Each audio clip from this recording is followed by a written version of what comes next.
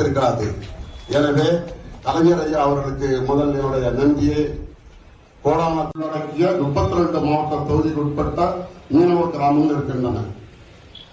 அப்படிப்பட்ட மீனவ கிராமத்திலிருந்து என்னை தலைவர் தேர்ந்தெடுத்ததற்கு முதற்கண் அனைத்து மீனவ மக்கள் சார்பாகவும் உலக மீனவ மக்கள் சார்பாகவும் நான் முதலமைச்சருக்கு